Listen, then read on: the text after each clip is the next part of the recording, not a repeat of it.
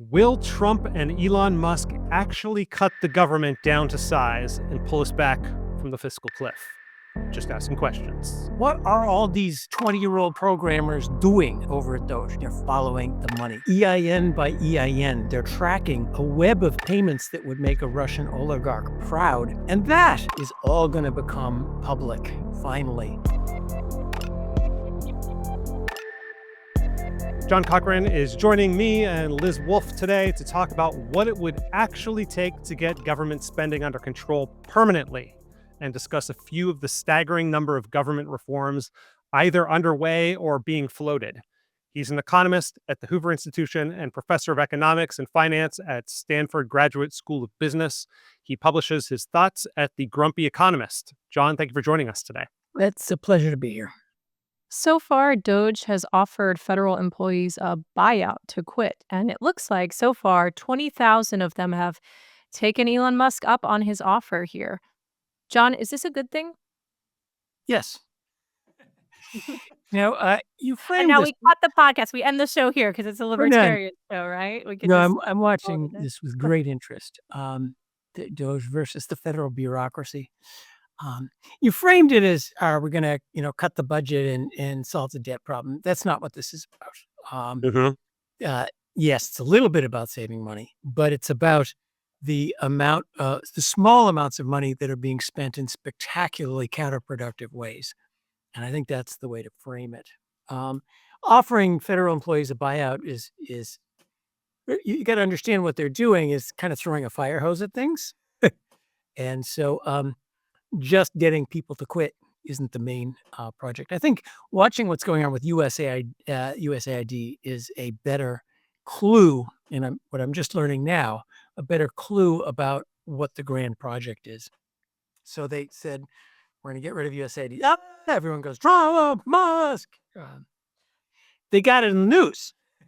That's the way the operation is. You disrupt stuff. This is a corrupt little organization. Part of our whole federal government is all these organizations that have just gotten, they've gotten stuck doing all sorts of things they shouldn't be doing. Congress doesn't take any time to, do something about it. So you got to get in the news. And that's, everyone's going, oh, illegal, blah, blah, blah. Sure, they'll probably have to walk it back. But after they've shown to the media, to Twitter, to everyone what's going on, the where we end up is not going to be another 50, 70 years of stagnation where we started.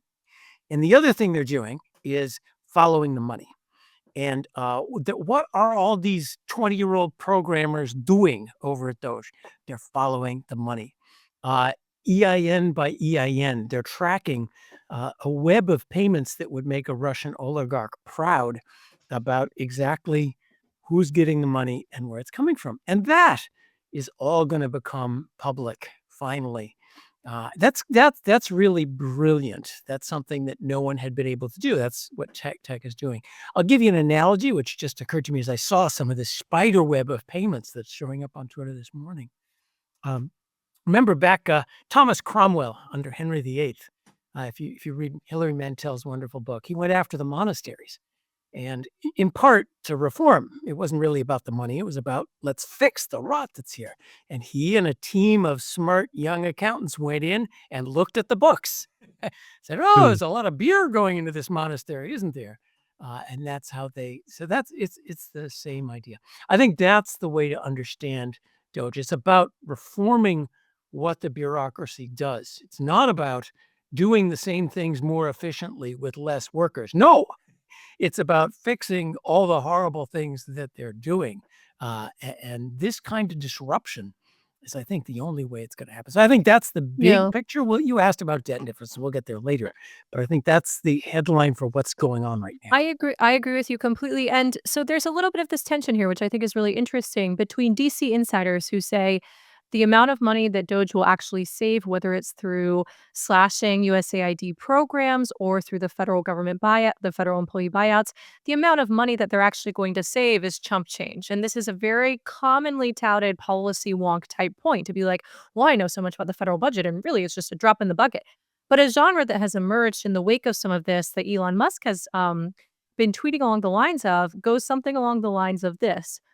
even if it's just $1.5 million doled out to fund DEI programs in the workplaces in Serbia, the fact that your taxpayer dollars, American citizen, have gone to pay for that should make you feel disrespected. You should feel disrespected by your government and by the bureaucrats in charge because that's a poor use of your funds. And, Elon Musk was even, I think, bragging over the weekend. There was a New York Times report that was so sneering about this, but about Elon Musk bragging over the weekend to friends that, the way he'll measure success of Doge is through the amount of money put back in the pocket of the American taxpayer. I mean, this strikes me as a very symbolic, almost like Malay-esque afuera type act where he's basically saying, look, you, the taxpayer, should feel disrespected by some of the things that your government is paying for right now. Do you think that's the right take, John? I'd say it's beyond disrespect. I mean, they're doing a good job of political messaging. But when you think about, the example you gave, where a lot of money ends up in Hamas's hands. Now, that's not about saving money for the federal government. We want to give Hamas money cheaper. That's about a small amount of money that is profoundly destructive to America's goals around the world. A lot of it is going to fund left-wing political agitation, censorship, uh, the, and that's a larger picture of what's going on around a lot of the government agency, NGO, industrial complex. Hmm. That money gets funneled through a web of NGOs and other things and ends up taxpayer funding, primarily left-wing progressive political propaganda, censorship, advancing a political cause. And I think that's even deeper insult to the American people, that we're using taxpayer money to fund political advocacy. Whoa, that's not about saving money. That's about doing the right thing. It's not even just about disrespect. It's about using money in ways that it's supposed to be used. So if he's bringing this sort of culture shock, or maybe it's a shock and awe campaign to DC, and like part of the point is really to expose you didn't even know how bad it really was. We're going to show you. It's similar in a way to what he did with his Twitter takeover. Like there was a lot of theatrics to it. It was like, we're going to show you the receipts along the way as we restructure this really important thing.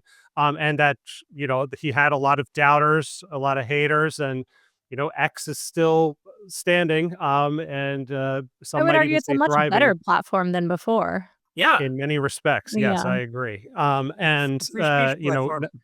yes, I don't shed a tear for the old trust and safety regime of Twitter.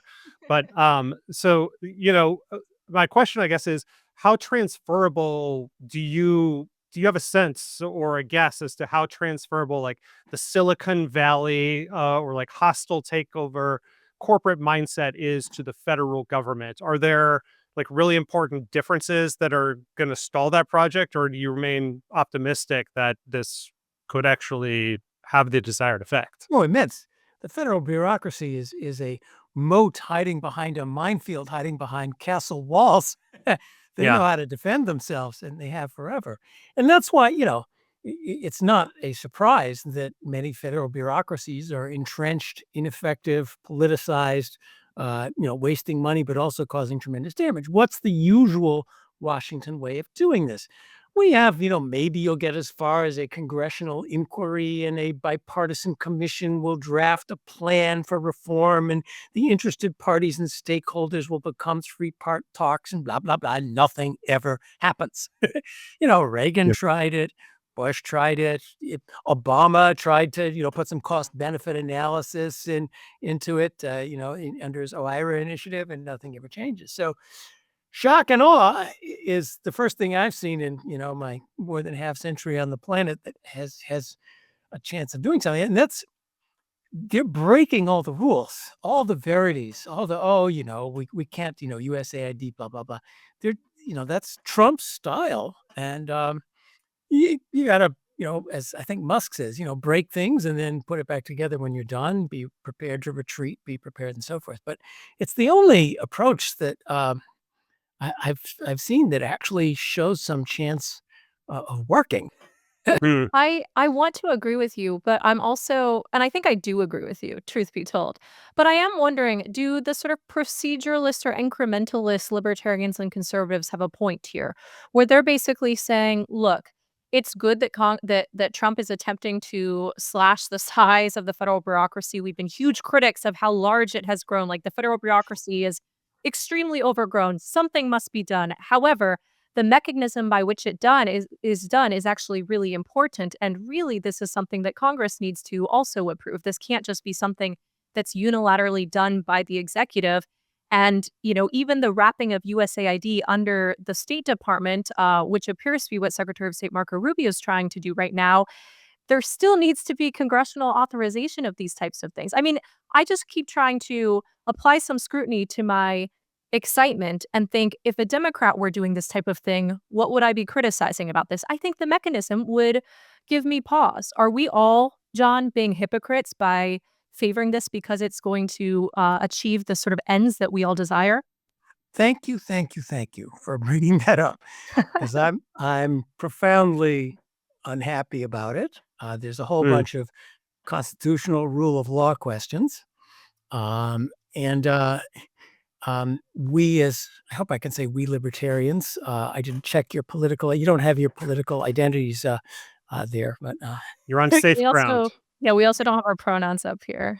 yeah. Well, we Alas. need we need to have a new rule. Put your political pronouns up. And I hate it when people call me right wing, or I'm not right wing. I'm a libertarian. You understand the difference? Like, I'm But a we like Berkeleyan. among my many adjectives before libertarian is rule of law, constitutional order, checks and balances, norms, traditions. Those are all important things, which he's very much challenging. And none of us like the vision that we elect a king for 4 years who rules by edict. That's not how we run. In part because 4 years from now, at some point, this crew will go too far, just like the last crew did. They'll be kicked out. Some Democrat will take over. And, then there'll be a national emergency for climate change and gender equity, requiring, a whole bunch of new executive orders. We do not like rule by executive order. Uh, Now things are so ossified, I so much like the outcome. I'm willing to tolerate a little bit of this, and I hope the courts will push back.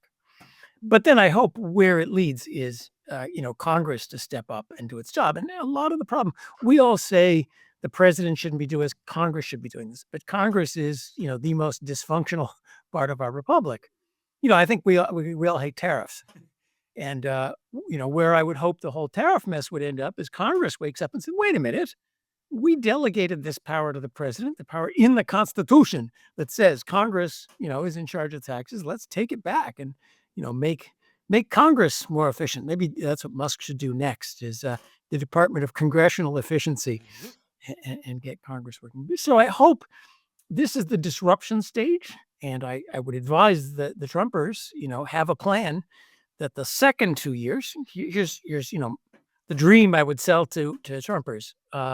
Do well in the midterms by making America come back, and then with a solid congressional majority, turn things into laws, turn things into the things that can't be overturned by executive order of the next administration.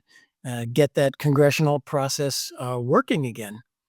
So I completely agree with you. I'm very uncomfortable with how this goes. I trust our courts at least to push back. But for example, the birthright citizenship is another classic example. That executive order was unconstitutional, uh, as we currently understand constitutional law.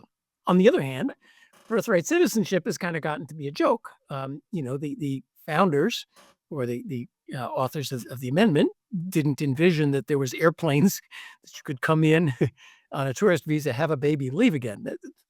So maybe it needs to be rethought, and not. This is the sort of thing that a legislature needs to rethink, not a constitutional court. So by blowing it all up, and we'll have court cases, maybe we'll get Congress to fix it. The So I've this kind of gone on a bit, but yes, I think the blow up stage needs to be followed by return to regular order, functional Congress, laws, constitutions, and so forth. sometimes it feels like Congress should do its job is the libertarian refrain, akin to when progressives talk about how, well, you can't actually fix homelessness until all of these other things are also taken care of. We really need wraparound mental health services, and that really the cost of living is a big problem, and the lead in the Climate buildings where the equity. children are growing up. And it's kind of like, well, like, yes, but I'm sorry, do we have to wait on all of these systemic issues to be fixed in order to actually be able to make headway on the important and tangible thing ahead of us? And sometimes it feels a little bit like that within libertarian discourse, where there's a certain amount of, well, we really, really need to preserve our respect for checks and balances, and we really need Congress to do its job. And it's like, well, at least within my lifetime, Congress has repeatedly abdicated their responsibility to do so. I'm not sure whether the incentives need to be fixed there in order to change something structural about Congress, but it does feel a little bit challenging when you have some number of libertarians who are saying, well, I don't really like the whole ends justify the means thing, but also the ends are really, really, really good here. And then you have a whole nother crew of libertarians who are basically saying, well, we can't really make any headway until Congress actually begins to do its job. And it's like, well, we might be waiting a very long time. It's a question of whether we're willing to tolerate that. Yeah, especially with this issue, the federal bureaucracy and the spending, we're on the tail end of, since Franklin Roosevelt, things have just gotten steadily worse and worse and worse. All efforts to reform it have failed. So I do see some breaking of rules here, and a lot of what he's doing is, of course, legitimate within the system. He is in charge of the executive branch. And so directing how the executive branch shall do stuff. There was no law that said that every single grant from the National Science Foundation had to prioritize diversity, equity, and inclusion as part of the actual scientific work, not just various statements. That wasn't a law. That was an executive order. He's entirely in his rights to rescind that. And apparently what they've already done is, if you have any of this stuff, your grant proposal goes out. So a lot of it is actually running the executive branch, and a lot of it's throwing out Biden executive orders, which is, that's what happens when you rule by executive order. Yeah, I'll point out that there's one aspect of this, which is it's been floated that Trump's budget director would impound money that Congress had authorized to spend.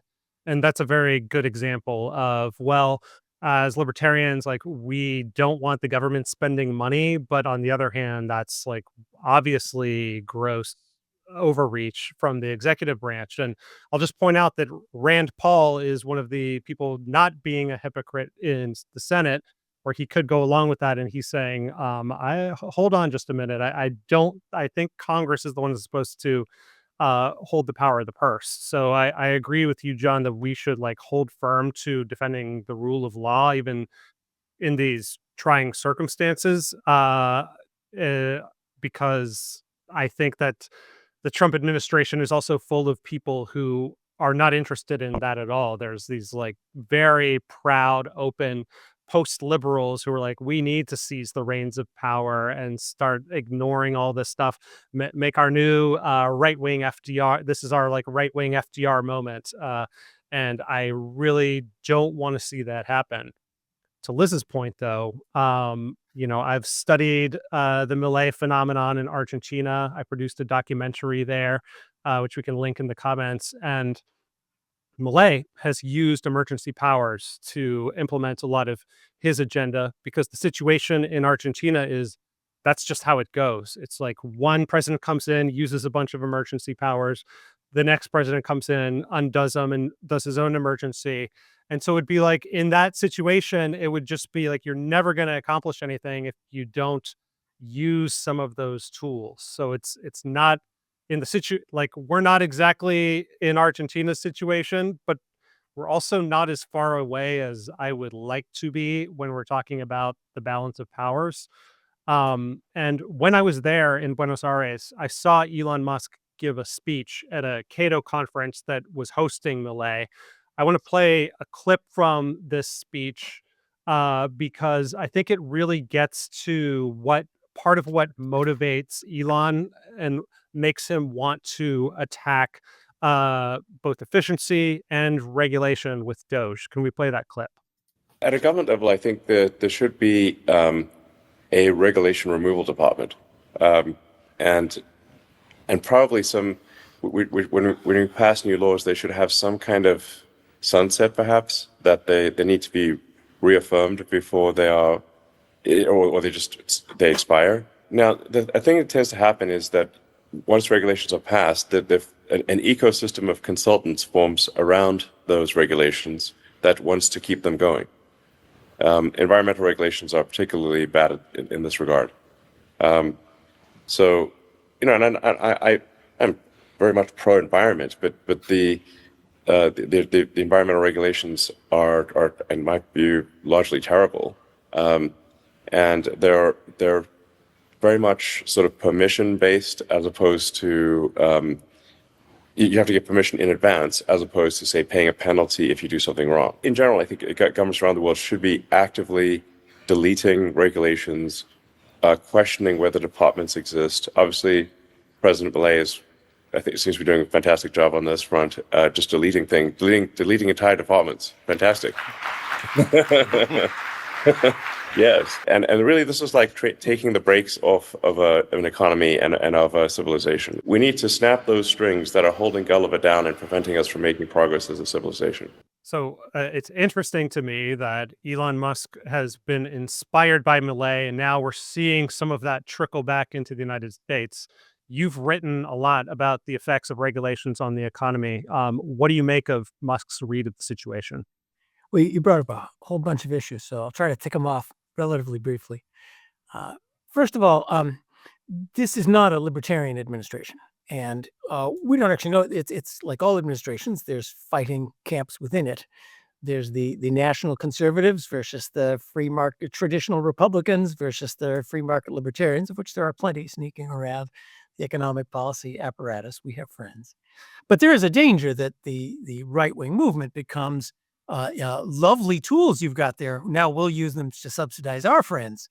And this vision of protection, subsidy, we'll do things inefficiently, community, so forth. It's kind of a vision of right-wing places in Latin America or maybe Franco's Spain. It's not my vision, but that's a vision to be worried about, that this is to reuse that power in a different direction. You brought up spending and impoundment. I think this is another case of drawing attention by clearly violating something illegal. Then say, well, but what exactly did you want to impound on? Oh, you mean $50 billion to build 7 recharging stations? Maybe there's a problem with that. You mean the other one there? Yeah, rural broadband, but it only has to be wired. We're not allowed to give them Starlink stations. Oh, maybe we should look at that. So again, I hope it's a call attention to something by making fuss. And this is what they're great at. It's the scattershot approach, the fire hose approach, together with every day something to make the liberals really angry, so that they'll go fight with it like puppies while we get some stuff done. Calls attention to it. That isn't the policy plan. That's the way they work it. And of course, this is, I think, the actual way you can do this is within the limits of what Congress said. You can redirect where spending goes.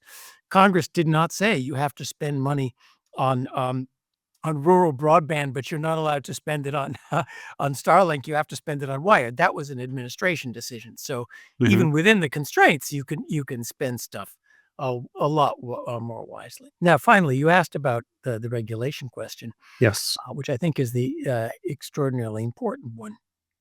And yes, the final answer has to be reforming how we create regulations. It's not just about getting rid of regulations. If this is going to last, we need to stop fix how they're created. And you have to delete one regulation for every regulation you add. That's a blunderbuss. That's not going to do a lot on its own, because what do? They just make paragraph 1 subpart A and B, merge them together, and you have half as many regulations. So that's not the answer. And really, the problem is not too many regulations. The problem is regulations that don't work. You need to fix what they do. So here, I think there's a lot of good ideas around. Paul Ryan had a regulatory reform plan that kind of went nowhere, but had a lot of these good ideas. How do you construct regulations? What's the process? We have, the government by executive order is making me nostalgic for government by regulation. When we followed the Administrative Procedures Act, when there was cost-benefit analysis, when there was public comment, when things were written in the Federal Register. But even that needs a lot of improvement. And yes, sunsets. Every 5 years, every 10 years, at some point, you got this regulation is null and void unless you go through the process again. And the cost-benefit analysis needs to be retrospective. We have no procedure for, is this regulation working as intended? We have lots of lawyers and economists and consultants go in ahead of time and say, here's what our models say about how it's going to work. The costs will exceed the benefits. Here's the thumb on the scale, but there's never, let's collect data on how did it work? Well, a sunset then you have to go through the whole period again. We'll do it. A shot clock. If I apply for permits after a year, if you haven't answered me, I get to build the building. That's another, so this kind of reform of the regulatory process is, I think, what we're going to need to make it last. I'm also hoping you can help us quantify it a bit because, Elon Musk there is framing it in really civilizational terms. He's like, this is a threat to civilizational advancement. And one of the charts that popped out to me reading your work was this one where you've plotted the ease of doing business against GDP per capita. And you see a fairly clear relationship there. Could you just describe what this shows or what how you interpret this? Yeah. So just to frame it, the question of the cost of regulation is very difficult. And economists aren't very good at it because it's very hard to measure. The fact that we even go through the effort of measuring how many paperwork hours does it take, and that's a cost of regulation. No, the cost of regulation is the businesses that didn't start. It's the businesses that went under. It's the people who don't have jobs. It's the houses that cost 10 times as much in Palo Alto as they cost in Austin, Texas. It's the people who couldn't move to Palo Alto to get jobs because the housing was too expensive. That's the cost. How do you measure that? So anyway, back to the chart. Chart has on the x-axis, the World Bank used to put together an ease of doing business index, which was simple things like how hard is it to get a permit? How many different permits do you need to start a small business? These were small business things, not even really about bigness. A little bit of rule of law, corruption, so forth. They stopped doing it because China objected to it, which is kind of too bad. But there's other ease of doing business indices. On the vertical axis, I've got GDP per capita, and it's on a log scale. So just look at the numbers. And what you see is an amazing difference in the wealth and poverty across countries. This is just astounding. The U.S. is about $60,000 a person right now. At the time, the Central African Republic was about 350. India here is about, and the numbers on the chart I'm reading, it was about 2,000. It's a little more now. China's still a middle-income country. These are enormous differences in people's standards of living. Look how they correlate with the ease of doing business, which is, can you have competitive new businesses that are higher productivity and so forth. So the frontier that I graphed here, the way this index works, 100 is the best observed actual real world on each of the, I think it was 10 characteristics. So 100 is not fairyland. 100 is just do as well as you can on taxes, regulation, and so forth, as there is some country in the world doing. Even the U.S. The U.S. is full of distortions. We all know that. So just, you could do 100, and the frontier says you'd have close to $300,000. This is what we could, the frontier is what we could be if we wanted to have nice things. Lots of lefty economists tore me to shreds over, extrapolating correlations and so forth. But nonetheless, I think that graph is pretty powerful on how bad regulatory distortion. And I'll just give you one point. We have in front of us controlled experiments. North Korea versus South Korea. The same population initially. North was actually more industrialized initially. Same culture, same people. And then look what communism does versus, even their imperfect capitals. East versus West Germany, a similar case. It's just amazing how much bad government can destroy wealth, and therefore how much, even the U.S. improving our cost load, improving our regulatory, including the fact, you mentioned environmental. Not so much environmental regulation is not bad because it's saving the environment. It's not. The problem with environmental regulation is people are using it to stop projects that they don't want in their backyard. So you file NEPA suits, not to protect the snail darter or whatever it is. Actually, you file in order to say, well, you didn't fill out enough paperwork, so you need to put this project on hold to fill out more paperwork. And then pretty soon, the costs bloat up and people give up on the project. That's the problem of environmental regulation. Not that we want dirty air in terms of job. That was the 1970s. The problem now is just pure obstructionism, misusing environmental law to stop worthy projects. It's crazy to me that so few people see that environmental regulations are just legal weapons, right? Like, these are weapons deployed by people all over to essentially try to mold the world to their liking and stop different technologies and different developments, and it's really wild to me. If more people understood it in those terms, I think we'd be in a much better place. I wanted to ask you, do you believe that Donald Trump has a legitimate ideological commitment to this idea of cutting down the size of government? Like, how committed is he really to this vision, and do you have any theories as to where this might stem from? Um, so first, I just want to say there is good environmental regulation, and this is the problem. We don't want to just burn the EPA. Yeah, you guys are young. I grew up with coal dust that accumulates on the windows on the south side of Chicago. LA was a disaster of smog. Getting rid of that, even at some cost, was a great and good thing, and we're all healthier because of it. And then, like all things in America, a great and good thing gets weaponized out of control. We decided it would be nice to have special protections for handicapped people on airplanes, and next thing you know, someone's bringing along their emotional support peacock, uh, and that's the way it got misused for other purposes. Now, your question was peer inside of Trump's mind. I'm not going to try to Yeah, not Very peer peer interesting. inside of inside of Trump's mind Trump's and figure out mind. what So he much really. as I think that this is an interesting thing. We saw this with the, for every regulation we put on the books, we're going to take a regulation away that we saw in the first term. But that was coupled with an awful lot of interest in deportation, an awful lot of interest in heavy-handed immigration policy, and thus needing a more muscular sort of federal law enforcement apparatus to do such things. Then now in his second term, I mean, I think one thing that's fascinating is DOGE. It's not like Biden didn't have this available to him. It's not like Barack Obama didn't have this available. I mean, the idea of attempting to make the government more efficient and ensure that bureaucracy hasn't gotten out of control, this is something that could ostensibly be a bipartisan priority. But for whatever reason, it's Trump who has seemingly had this obsession first seen in his first term and now taken to a whole new level in his second term, related to just trying to sort of cut federal government down to size. Where do you think this stems from? Why is Trump oddly fixated on this? I read Trump as a politician, and I say that with respect. A politician is a noble calling. The three of us don't have it. And a politician is someone who listens very carefully to what the people who will give him political support want. That's really, I read about like his first campaign.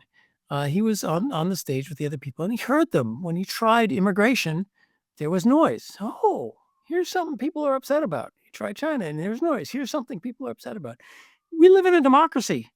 A good politician is not someone who comes in with fixed ideas. A good politician listens to what is the zeitgeist of the moment, channels that, leads it, jumps in front of the parade, figures out where would be the place to go. So that's how I read Trump. I don't, he What did not exactly is noble write about a, that, by a the way? book of my ideology and then I'm going to implement it. And right now, that's why this is beyond Trump. We are not living the happenstance of a particular person who just happened to get elected president. We are living in revolutionary times because the vibe shift, if you want to call it, the world has seen, not just the US, the world has seen the incompetence, the emptiness, the politicization, the perversion of democracy coming out of progressive government and all the things that it said. Trump embodies that US shift against all of those things, which is part of the global shift, part of Milei, a libertarian president of Argentina. Europe has woken up and said, oh my God, our climate policies have killed economic growth. And our AI policies are going to stop us from ever catching up. Maybe we need to do something about it. Our immigration policies, we're libertarians, we're all for immigration, but we're all for sensible immigration, not this catastrophe that's happening in Europe where you let in single unskilled men and you don't let them work. Well, gee, that's going to work out great, even if you're a libertarian. So he is, he's the most consequential politician of our century so far because first he listens and he reflects that. That's why this is bigger than Trump. Even if they get rid of Trump, the peak woke is gone. The global vibe shift has come. We even San Francisco Democrats have realized that the regulatory state has gone out of control because you can't get a building permit to rehab your mansion on top of Nob Hill. And you look in the streets and it's a zombie apocalypse of drug addicted homeless people that you're spending $20 billion in order to subsidize. They're figuring out. So the other part of Trump is, Well, but he's not just reflecting it. hold on. He is I willing to Would you disrupt. mind if we stay on this for 1 second? Because I'm kind of fascinated by it. I mean, the thing that you're talking about with San Francisco and how people are very much waking up to what's going on. The big joke circulating on the internet today related to Trump's news about possibly wanting to seize control of the Gaza Strip is like, watch Trump redevelop it faster than rebuilding the entire state of California Yeah, following these wildfires, which on easy. one hand is like a trollish bit. On the other hand, like, I don't know, like, it might be true. It might be true. Well, this But is I the other do part of think. Oh, go ahead. sorry. It's just the other part of Trump that I want to highlight is his willingness to think outside the box, which to just discard the verities of polite conversation that we all knew. The emperor has no clothes, and he's willing to say it. We look at Gaza, and all of us recognize that the standard State Department thing to do would be, oh, well, we'll have a commission to establish multi-party talks in order to talk about reestablishing a UN guided to he says, no, you know, why don't Jordan and Egypt let any Palestinians in for the last 70 years? Maybe they should house them for a while. Why don't we just clean this place up? Why don't we move the capital to Jerusalem? Yeah, let's do it. Hey, Greenland. Denmark's not doing anything. Why don't we buy Greenland? It's sort of obvious stuff, but it's out of the box of polite conversation. And Trump, some people would say it's because he doesn't know any better, but he's just willing to say stuff that any 7-year-old looking at the situation would say, oh, yeah, well, what's going on here? Oh, you haven't been around for 50 years to understand how polite people do this stuff. It seems like 9 or 10 years ago, there were all of these waves of political discontent that led to the rise of people like Donald Trump or the rise of Marine Le Pen in France. But then more recently, we've seen a really interesting phenomenon where it appears to be inflation and dissatisfaction with economic conditions that has really led to the rise of Javier Milei in Argentina, to Maloney, to that Canadian guy whose name I can't pronounce. Poilievre. How can I say it again? There you go. Yeah, Poilievre. Poilievre. I love that. Hope But I'm I getting it mean, right. yeah, Watch but out. He's going to be the new prime minister, I hope, exactly, and unless the tariffs save Trudeau. But anyway, go pretty ahead. damn free market, pretty damn conservative, right? Like it's possible that good things will happen in Canada, but you've written fairly extensively that we're at an inflection point, that there's going to be a counter-revolutionary wave, that it might even be bigger than the Reagan-Thatcher revolution. What are the really big positive opportunities you see here? First of all, it's not just inflation. I think inflation was a symptom. It hurt everyone's. Lots of people saw. It's like, what they saw with inflation was not so much how much I'm personally hurt. The U.S. economy is actually doing pretty well. What they saw with inflation was the elites, let's call them, are completely incompetent. You said 2% inflation target. It's 9%. What do you have to say about that? Oh, there was a shock somewhere. And that's just on top of they saw in COVID, the public health elite saying you got to put masks on 2-year-olds when they're outside playing in the playground and censoring actual scientists who said this is ridiculous. That the incompetence of the elites who were running the government, I think, is the source of the cultural shift, because America's not really suffering economically. You want to talk suffering economically? Let's talk 1932. It wasn't that. I think it was just the emperor has no clothes of the people who are running things here. I'm sorry. What was your question again? I answered something totally different. No, I think that's an interesting point. I mean, you're basically saying I think this gestures at what I was getting at in the sort of preamble to my question, this idea of Yeah. there was Let's simmering political discontent circa 2015, 2016, and now, roughly 10 years later, we've really seen it come to a head, and this isn't just an American phenomenon. This is something that we're seeing happening in Argentina. This is something that we're seeing happening in Italy, in Canada. There's really weird political undercurrents in Germany right now. Throughout across of the EU, they're really at this interesting inflection point related to what their energy future is going to look like. I mean, there's a lot of simmering political discontent, and you've written about how we are possibly going to experience something bigger than the Reagan-Thatcher revolution. Yes. Well, that's Explain so. this to me, and what are the opportunities here? Like, what does the future look like if all of Um, this goes well? That's why I think this election was in many ways cultural. And I'll recommend Tyler Cowen on Marginal Revolution today, explaining his view of what Trump is doing is win the culture war. Good. When America is back, we're going to grow. And that's more important than sort of policy wonky stuff on what's the marginal tax rate and the depreciation schedule for accelerated investment or whatever. No, win that culture war is what he's after. You ask for the positives. I think there are many. Now there's dangers ahead. We're in a time of great volatility. Everything's changing. The sort of the progressive, the steady Davos progressive liberal thing is gone, and we're going to blow it up and create something new. And volatility is great if you can keep the good stuff and put the bad stuff like tariffs to bed quickly enough. But there are huge positives just in that we're not going to keep hurting ourselves. So, for example, with one executive order, Trump got rid of Biden's climate policy. The U.S. is not going to follow Europe in economic suicide over climate policies that, by the way, don't do anything to reduce carbon or global temperatures. They're just rat holes of feel-good regulation. And they killed Europe's economic growth. Europe is waking up to this fact and didn't do any good whatsoever.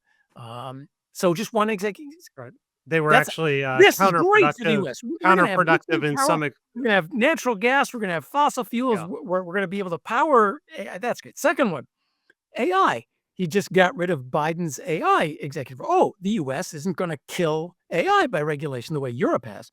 Europe, before you start an AI company, you have to have 87,000 pages of safety, whatever disclosures. Then your scope 1, 2, and 3 climate disclosures. No one starts AI companies, they move them to the U.S. So here's just two huge headwinds that we're going to, we're reason people. We're libertarians. We're going to let the private sector do what the private sector does. And we're at a great moment. Growth has slowed down in the U.S., but here's a great new set of ideas, productivity enhancing things that if they can be allowed to go into new businesses, which are going to undercut and disrupt existing businesses, the current AI companies may go the way of Netscape, Yahoo, and AOL by the time it's all over. But this is going to be great for the U.S. if the government just stands back and lets it happen. Get out of the way. And I think that's, get out of the way rather than any great new administration initiative on industrial policy or subsidized chips or reshoring or whatever the heck else is. Well, there's going to be a lot of get out of the way. That's my big hope.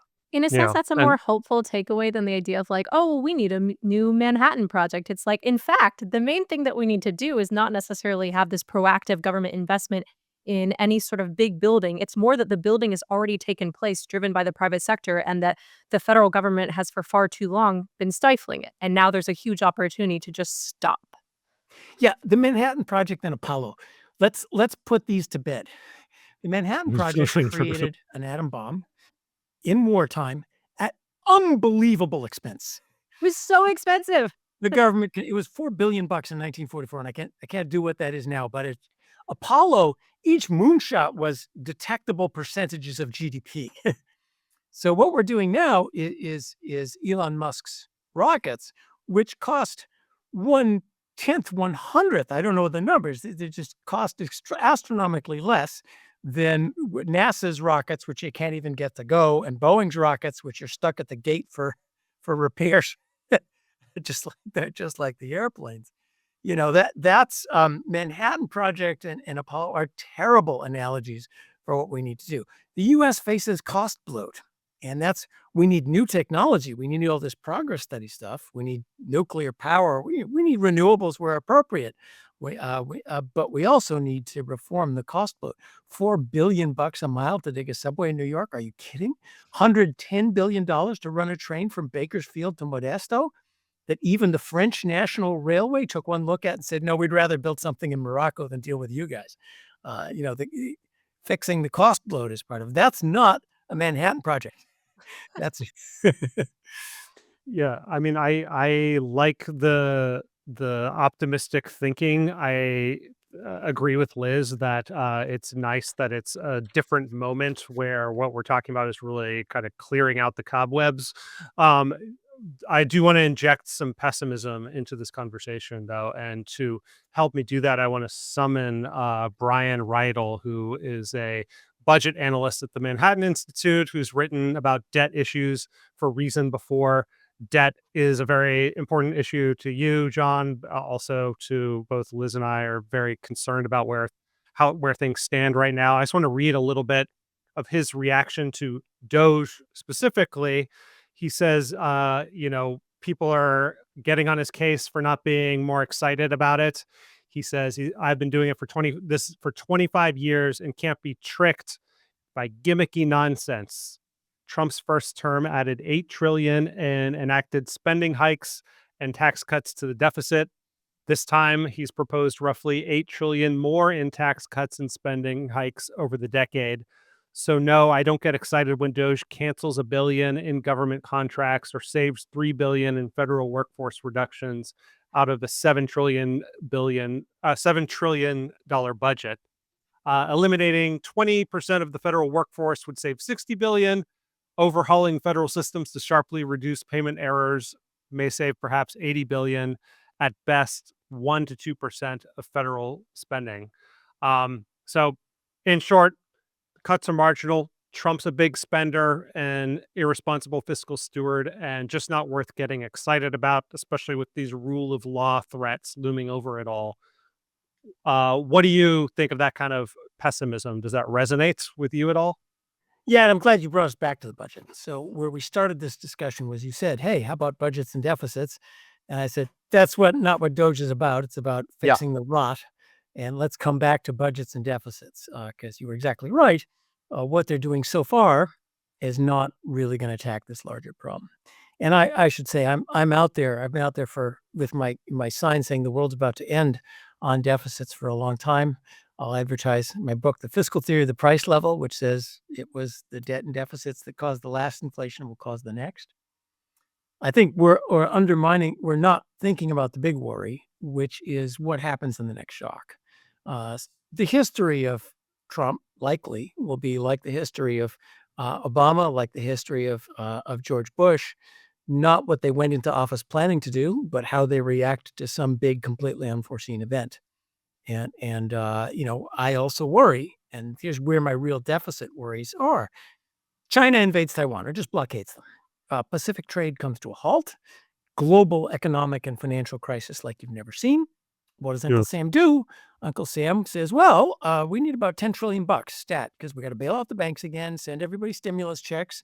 And this time, oh boy, we need to buy some military hardware and we need it right now.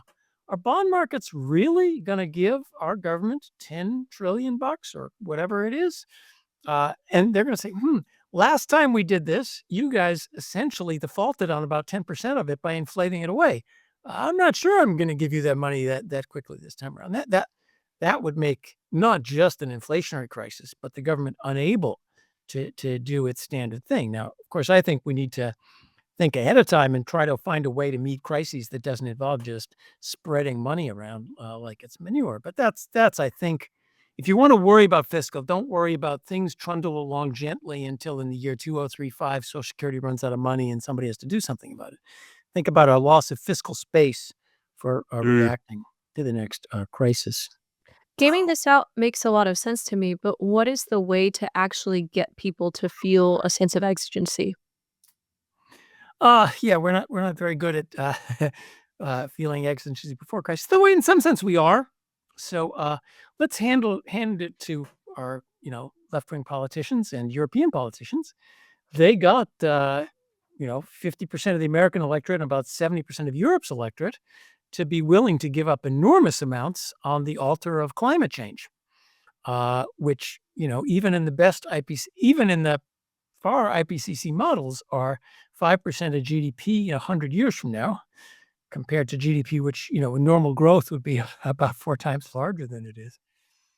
So do something now because some vague existential threat is out there is something politicians are able to do if they decide to do it. Reform has happened in the U.S. before. In the 1980s, Reagan and Tip O'Neill got together and said, Social Security is going to go bankrupt.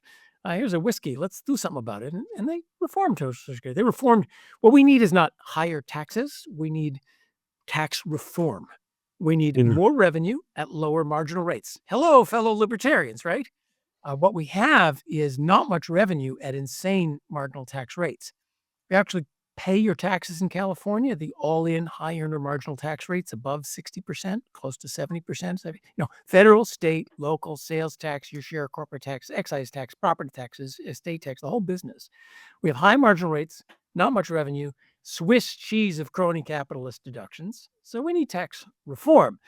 And spending, the standard economists will say, it's all in the entitlements. Well, DOGE is going after Medicare misspending. Just look at your local health bill and you can see how that's, I think there's some room there. Social Security can be reformed. It's not easy. The 3 of us could do it in about an afternoon. So it's not a terrible thing to do. And the discretionary spending has grown a lot since we repeat this thing that discretionary spending doesn't matter. If you just go back to 2019 levels of discretionary spending, there's $1 trillion or so right there. You've pretty much balanced the budget. The Biden, the Inflation Reduction Act, the most hilariously named piece of legislation in history. There's like $1 trillion of subsidies down various rat holes in that thing. The CHIPS Act, more crony capitalism. There's hundreds of billions there. Forgiving student loans, that was a couple $100 billion. So there's some room, I think, in the trend of discretionary spending to make a difference as well. This whole chat has inspired me to quit my job and become the Greta Thunberg of the national debt. Do you think I can do it? I should be in school right now, but it's like all about debts and deficits. You're far too sensible. At level of Greta Thunberg, because she speaks to the common sense of the average Norwegian or Swedish and Norwegian, I forget. She went to school and in her 5th grade classroom, whatever, they said, the climate catastrophe is going to ruin civilization. And everybody else said, yeah. Can we go outside and play soccer now? And Greta said, climate is going to ruin civilization? Somebody should do something about this now. She actually took them at their word, right? I mean, all of that just to if you show, listen to the propaganda, she's exactly right. Civilization's going to end in 5 years. What are you doing? We need to go back to the farm and die in childbirth like our grandparents did.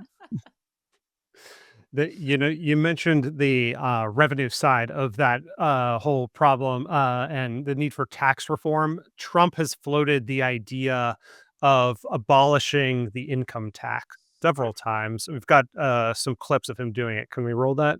Please. It's time for the United States to return to the system that made us richer and more powerful than ever before. Do you know the United States in 1870 to 1913, all tariffs, and that was the richest period in the history of the United States, relatively speaking. In other words, relatively, and that was all made through tariffs. We had no income tax. The income tax came in 1913. Okay, let's put aside the discussion of tariffs for 1 second. I want to focus on income tax because you, in your advice to Trump, you wrote that it's time to burn it and start over with regard to the income tax system. So could you tell us why? And then if you have any suggestions as to the smartest way to go about such a slash and burn campaign without bankrupting us. The good part about Trump is he's willing to say, why do we have an income tax anyway? Is there an alternative? Now, of course, we just got to say this isn't going to work because in 1890, we didn't have Social Security, we didn't have Medicare, we didn't have Veterans Administration. The federal government was tiny. It could be supported by tariffs. And we also have to say the U.S. grew in the late 1800s despite its tariffs, not because of its tariffs. If you just want to say the 1800s were great, let's do everything they did then. Well, was it tariffs or was it slavery, no women in the workforce, everything runs by coal? Let's not go there. So the vision that tariffs can take over is not going to work, Mr. President. Bless you, though. But the willingness to think about why it's part of Trump, just because we've had it for 100 years. Why do we have an income tax? The answer's simple. In 1913, we needed to fight a war, World War I. Income was the one thing government could see and grab, so we created an income tax. The income tax makes no economic sense. But you ask any economist, and I mean any, even a left-wing economist, you ask them, I want to raise money for the government at minimal revenue. What's the best tax? Now, most of them will say, no, but I want to do something else. No. If you want to raise money for the government at minimal economic distortion, what's the right answer? And the answer is a flat consumption tax, something like a value-added tax, a national sales tax. No income tax, no corporate tax, no estate tax, no tax, particularly on investment income. That's the answer to the question. Now, there has already been, there's a bunch of congressmen who have introduced a bill in Congress to eliminate the income tax and put in, I think it's called the fair tax, the national sales tax, basically. So this is the kind of fundamental reform that can come out of Trump's willingness to say, hey, this emperor has no clothes. Let's just re-ask basic questions. It's not going to be tariffs, but it could be the final fundamental reform of the tax code. Let's get rid of all the crap in the tax code, raise money for the government at minimal distortion, which means a simple, flat consumption tax. No deductions, no charitable deductions, no healthcare deductions, no energy efficiency credits, no subsidies for electric vehicles like my neighbor gets every time he buys a new Tesla. We're just going to have a flat consumption tax. That would raise an enormous amount of money. The economy would absolutely boom, and tax lawyers and accountants would provide us a new steady supply of Uber drivers, and agricultural workers, so we could solve that problem too. That kind of thing can happen now. That's what I mean by it's a revolutionary move. Yeah, I'm trying to imagine the one problem I'm trying to imagine with it. Like maybe it makes economic sense, but putting it in Trump's populist framework, that's been a challenge for something like a fair tax. Tariffs works because you're punishing the foreign companies, and we'll pretend that cost isn't passed on to us. And maybe there's some ways in which it's not if taxes are adjusted elsewhere. But with the fair tax, then it's perceived as regressive, that we're all paying this sales tax and the rich people are getting away with more money again. What would your counter to that be? Well, you're asking me a political messaging question, and I'm an economist, but I can try. Yeah. It is possible, of course, to make a consumption tax progressive. And what would I say to the lefties who say, oh, the billionaires are getting off scot-free? No. We'll get them down at the Porsche dealer. You won't tax their income, but you'll tax their consumption, and you'll actually get more money out of them. You'll get more money out of them at the Porsche dealer than you ever do trying to get it out of their lawyers and accountants and their trusts and so forth. So you could make it progressive. I would also say the right messaging and the right economics is to wrap the whole system together, which is the problem is we look at things in isolation. We want each tax to be progressive. No, what matters is the progressivity of the whole system. So if we have a flat tax that funds checks being sent to people, that can be even more progressive than a progressive tax system that we have now. So if you merge and think about the progressive,ism the redistribution function of taxes, let's put that in the redistribution code and let Bernie Sanders run it if he wants to. The real issue is how do we talk about these questions? How much redistribution we do, and I'm on budget, annually appropriated, send checks to whoever you want to. That's not my job as an economist. Watch the incentives and the social programs. If you wrap up the two together, I think you can make the case that everyone comes out better. But it's difficult because a sales tax, a value-added tax, will show up where people can see it. And the art of the tax system is in hiding it from people. You can ask, I've asked the most famous tax economists in the world, what do you think your marginal tax rate is? You earn an extra $1, how much do you actually get to spend? Nobody I've asked that question of can actually answer that question. Why?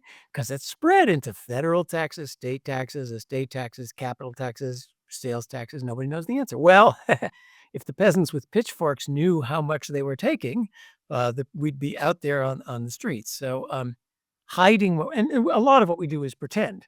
We pass very high statutory rates. And then if you get past the $50 million a year, then you could afford enough lawyers and accountants to not actually pay them. So we have this idea that we're playing idea. So Yeah. I'm not giving you a good answer on the political messaging. My job as an economist is to say, here's the promised land. Your job as a politician is to say, how do we get there? I'm not going to pretend to tell you, here's how you explain it to people. Here's how we turn left at the next cactus or right at the next cactus. But it's important. Economists shouldn't do that. I Yeah. shouldn't even have answered your question, because every time you try to say, how do I make something politically palatable? We fail because we don't know how to make stuff politically palatable. We sit in beautiful offices and figure out incentives. To that point about our insulation from what our marginal tax rate truly is, my longtime theory as to why my husband is more libertarian than I am is just because he's the one in charge of filing our taxes every year. And I can imagine the rage just boils up within him from like February to April. And then it sort of like abates and like recedes slowly over time. But I do think it really has a huge impact on his psyche and his soul. Yeah, I and did the want rage to. there is the rage at the idiotic complexity of the whole thing, which Yeah, even with an income tax system, Estonia, horrible. it takes you like 2 minutes to file your taxes because it's on a postcard. I mean, what are we doing? The regular Americans have hundreds and hundreds of pages of taxes. Yeah. It's part of the Lawyers and Accountants Full Employment Act. I did want to ask one final question about tariffs because I think we'd be remiss if we didn't bring that into the discussion. How economically destructive or distortionary are they when compared with the income tax? Is there ever any hope of essentially funding the government basically exclusively on tariffs? No, Okay. because they're just you can fund the federal government of 1 to 2% of GDP. You can fund on tariffs. They're just you multiply the amount of imported goods by any tax rate and that you can dream of, and there's just not enough money there. Unless if Trump wants to cut the federal government back to 1890 levels, no Social Security, no health care.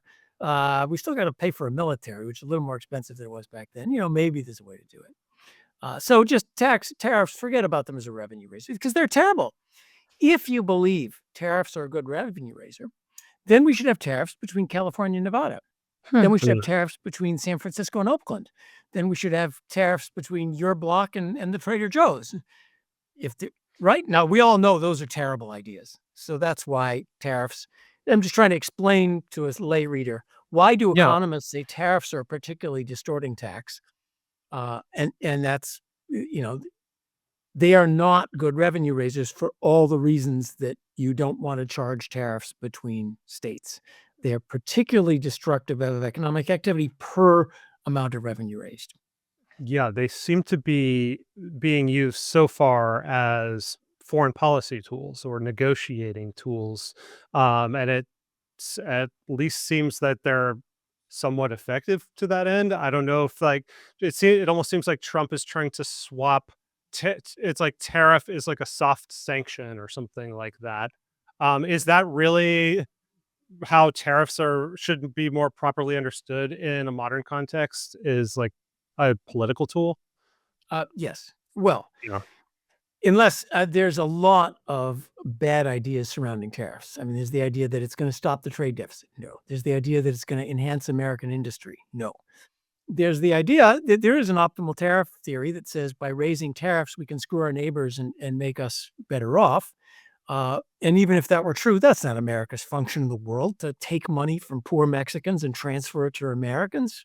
That even if true, that shouldn't be applied. So as economics, it doesn't make a lot of sense. Though even as economics, you got to admit, even Trump's tariffs are not particularly damaging. So I know in this group, we have to all say tariffs are bad. But, even 10 or 25% tariff, that's not as bad as a quota. Because with a tariff, at least if you need it, you can get it. I'm waiting on a part from Canada, and I can at least get it if I have to pay the tariff. If there's a quota, the car's just not going to run until you can come in. So it's not as bad as quotas. And a tariff is a tax on business passed along to consumers in higher prices. Well, sales taxes are a tax on business passed along in terms of higher prices. Corporate taxes are a tax on business passed along. We got a lot of those. A tariff induces economic inefficiency. You want to see economic inefficiencies? Look out the window at 150 other regulations. So it's bad, but it's not as bad as the world is ending on our libertarian side tends to say. Now, it is, I think the way to think of what's going on is as a foreign policy tool. And there it's, I think we as good tariff-hating libertarians would have to say it's a very dangerous foreign policy tool. Starting with threatening our nearest neighbors and allies with tariffs, if you're going to do it as a foreign policy, I'm going to go into amateur foreign policy, but we all have to recognize we're amateurs. If I'm going to threaten you, I'm going to do something bad to you unless X, at least the unless X should be clear.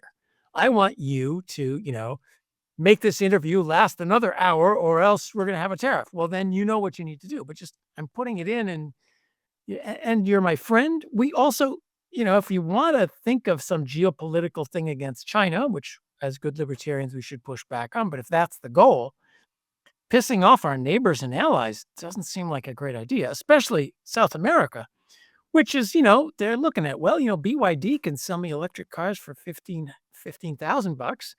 Your stuff from Ford and GM costs way more than that. Why should I sign up with you? Oh, and now you're going to kill my local economy with tariffs so that I can't get the dollars to buy stuff from you in the first place. So I think it's a very dangerous foreign policy.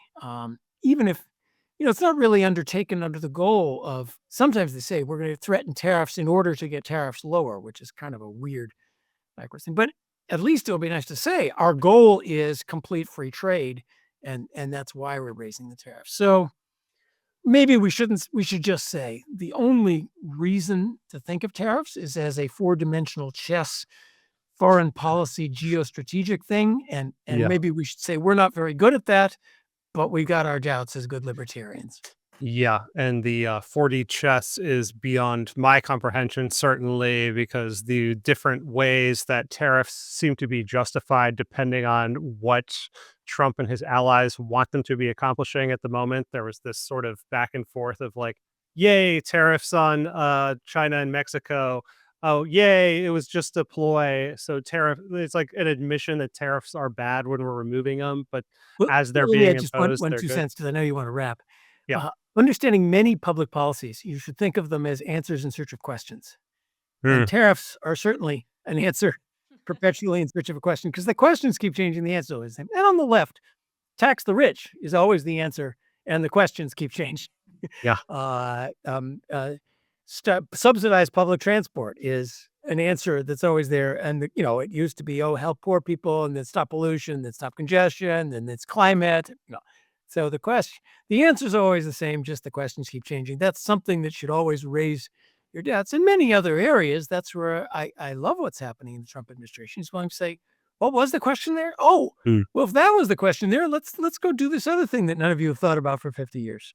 Hopefully. Well, let me wrap by asking you a question in search of an answer, which is the last question that we ask everyone on the show. What is a question that you, John Cochrane, think more people should be asking? How can we revitalize long-run growth? We're economists. What makes us so much better off than our great-grandparents is this brilliant long-run growth. It's been stagnating in the U.S. It has been over in Europe. If that ends, what a tragedy. And that's key to, keeping our wonderful civilization going. That's the economic question of our constant worry should be, when does this beautiful thing around us fall into disrepair? We should 2:00 in the morning worry about the end of the Roman Empire every 2:00 in the morning. Yes, we're failing. It's always the We're last not thing on waking everyone's up agenda. thinking of the Roman It's always, Empire. how do I help the middle class? How do I help the this? How do I help the that? No. How do we get this Pandora of long-run growth going again? That's perfect. John Cochrane, thank you very much for joining us on Just Thank Asking you. Questions. Thank you. It's been a pleasure. Thanks for listening to Just Asking Questions. We drop a new episode every Thursday, so if you want to support the work we do, please like and share this episode, subscribe to our new YouTube channel, and follow the show on your favorite podcasting app. See you next time.